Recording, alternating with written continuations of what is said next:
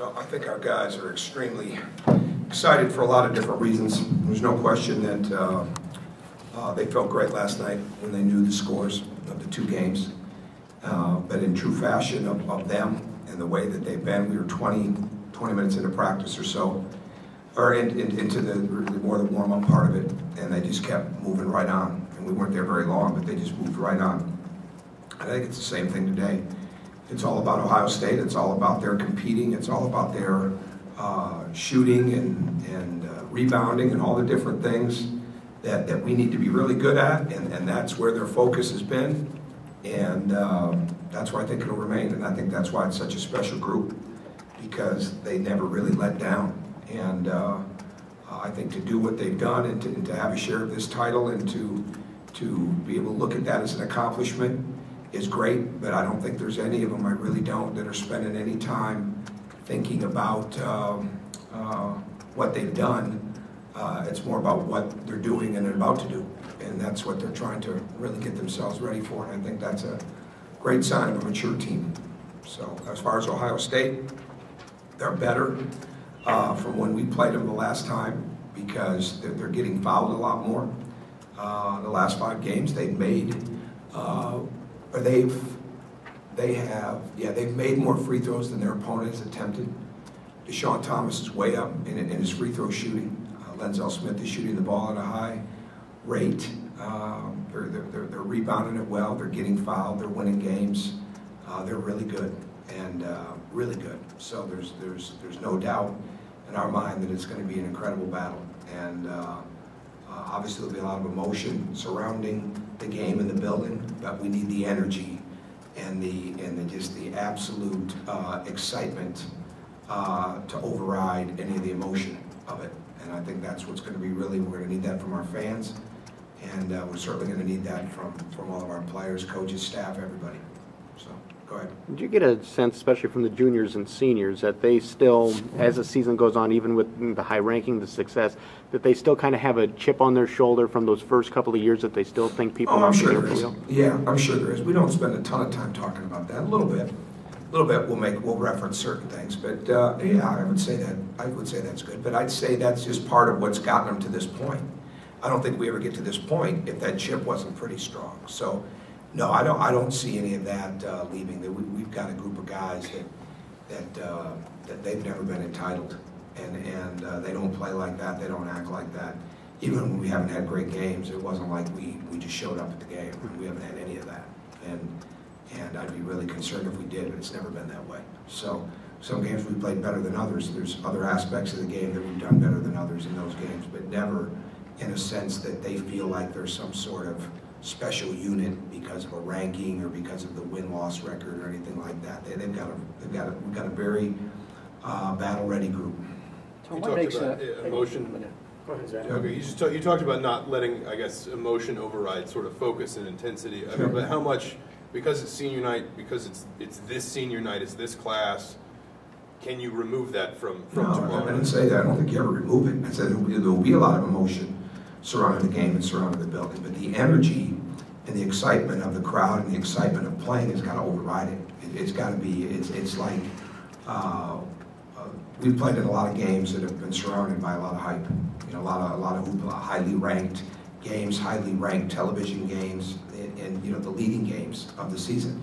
But because we came and we were able to focus over that, you know, we've been better. Well, at the same time, the opponent's been focusing over that as well, whether it's Michigan, whether it's Michigan State, something like that, and we don't anticipate it to be any different with Ohio State.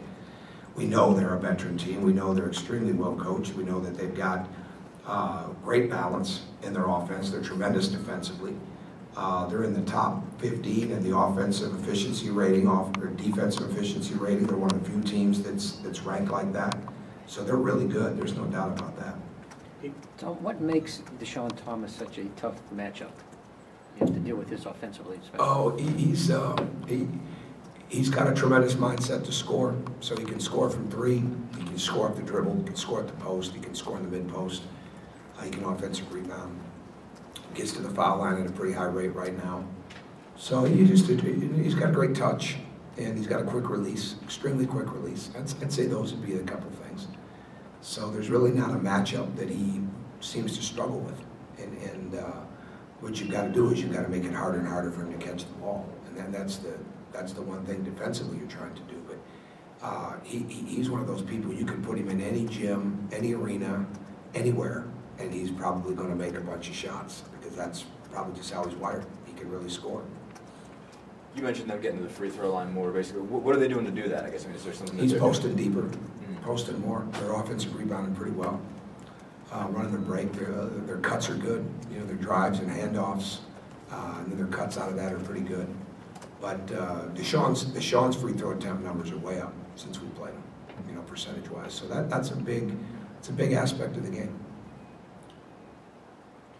What you know, you mentioned you guys found out about the Big Ten title 20 minutes in. I guess, how did you find out? Did somebody have it on their phone or somebody? No, they were warming up downstairs, and I was here all afternoon. I went home. I went to church with my daughter, and I knew I was going to have to leave early, and so I got back here, and there was like a minute left in the game, and so I stayed and I watched the end of that, and then just went downstairs. I mean, I never go down at the start of practice. It's always the coaches getting them ready, getting them. I've done that since I've been a head coach, and then just went down and shared it with them. So they were excited, and then we just moved right back into what we were doing. We were working on shooting, and we moved right back into that. It was a nice moment. Do you give yourself a chance to kind of enjoy it, even though there's more work to be done? I mean, even driving home after practice, you say, "Wow, we've really come a long way." Yeah, yes and no. Yeah, you get so locked into what you're doing. Yeah, but it's been that kind of year. You know, I'm well aware of what we've endured here. I'm well aware, and I can't go with the whole.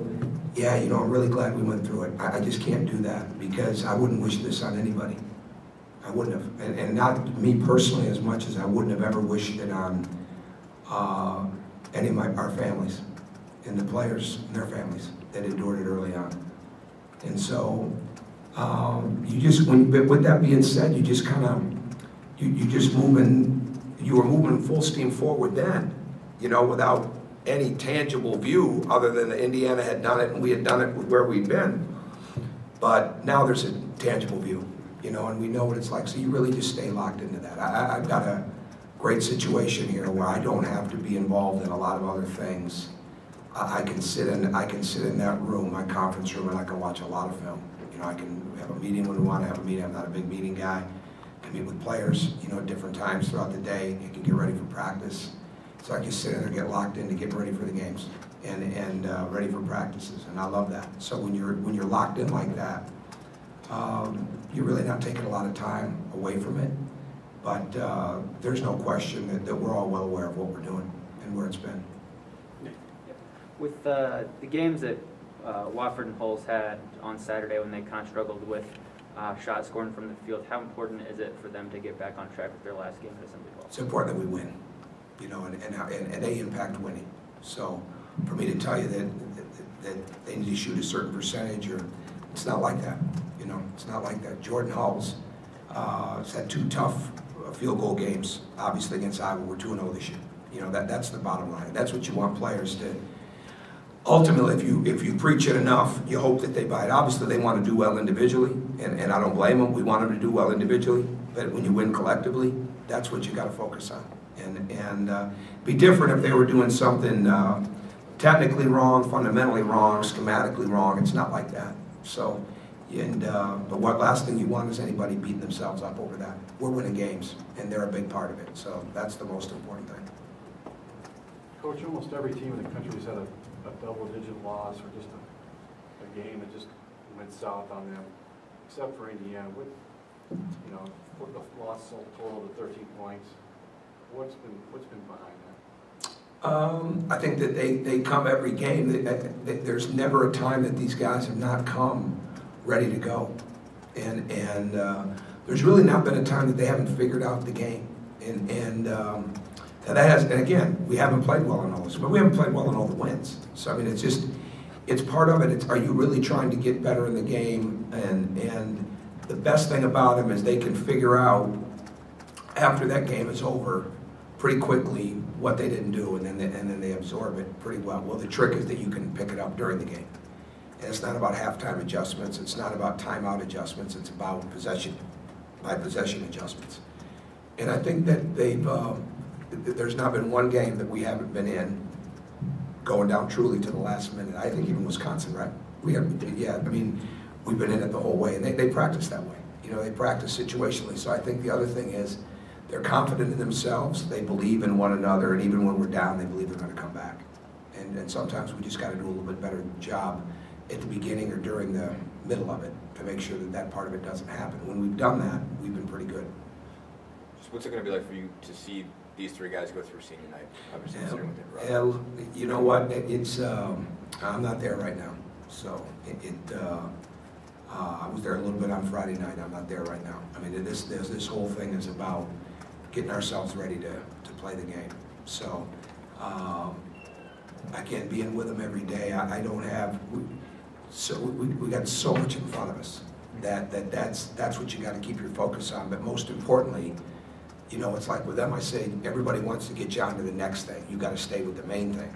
And if I get away from that, it hits me at different times. I mean, it does. I mean, I mean, I love these guys. I mean, we've been through so many things. But the bottom line is, you know, we're right in the middle of it right now. And when you're right in the middle of it, that's where you got to keep your focus. And there's no, I don't see closure in front of us. So that's what's most important. So, and everything's about getting ready to beat the Ohio State Buckeyes. For not just the senior night, but any senior night, do you kind of have in your mind what you're going to say when you grab a microphone to start it? Or? Not allowed. But sometimes I put notes in my pocket, but you know, I'm pretty ritualistic in the sense that I don't really carry out other things other than what I carry, you know, and my watch and my wedding ring, you know, and that's about it. Make sure I got those Herbalifes, those lift-offs, that they've already been mixed up. But no, every once in a while. But no, it's usually pretty easy to do that. Another kind of general question, but if you have guys who, you know, might be thinking of leaving early, or guys that are just going to graduate or something like that, do you ask hey, does anybody want to participate in this if it isn't a senior? No, never done that. No, if we were going to do that, we just started that with Dwayne Wade, because it was pretty clear by that point that he was going to be leaving and be good enough to leave. But no, that's not what it's for. There's always times for that at another time.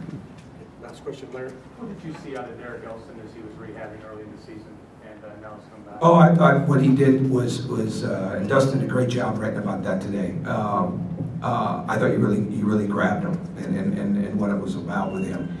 The one thing he did that was really mature for him was he really did coach his teammates, especially those two young big guys, Hunter and Peter.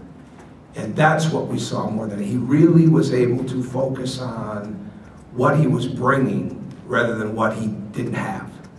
And especially as he was, you know, the games were starting, he wasn't able to play, and it's his senior year and all these different things. And he really did focus on his teammates. And that's not easy to do. That's not easy to do, but that says a lot about the kind of young man that he is. It says a lot about the way he was raised, and it says a ton about his teammates. You know, they're all different, but they got some real similar traits in the way that they look after one another. And I think that's what's enabled him. He's going to have some big games for us. I don't have a doubt about that. And he already has had a couple. He's going to have more. He's a senior. He can make shots. He knows the game. He can rebound the ball. He's smart. Okay, he's on the court. He doesn't always do what he needs to do at that given time, but he's pretty good at being able to recognize that he can do it then the next time. So I think he's going to help us win. I have no doubt. Today's a big anniversary for Calvert Cheney. He broke the scoring record. And since he's been here, what has he added to the program? Oh, I think it's, you know, how much film you got in there. He's got, he is a living, breathing example of what you want it to be like, what you want your son to grow up to. Okay, we're not that far apart in age, but I love when my son, okay, is around here and he gets to see Calvert Cheney. And I would imagine that most of our players' families would agree with me on that. He's got incredible class. He is, you know, he's one of those guys, everybody knows that he's made a lot of money and he's done a lot of really good things. and he never, ever comes across other than one of the guys. But when he speaks, and the thing about him with the ability to just impact them and impart, wisdom to them, and things that he's gone through, and things that he sees, and all those life skill things that go into it. It's incredible. It's incredible. He's as valued as anybody in this program, and not just because he scored all those points and had that great career, but because of how he has responded to all those things that he's done in his career, and how accountable he holds others to be the best people that they can be. And I know that sounds cliche-ish, but I'm living it every day with him. It's phenomenal. All right, thanks. Thanks a lot. Yeah.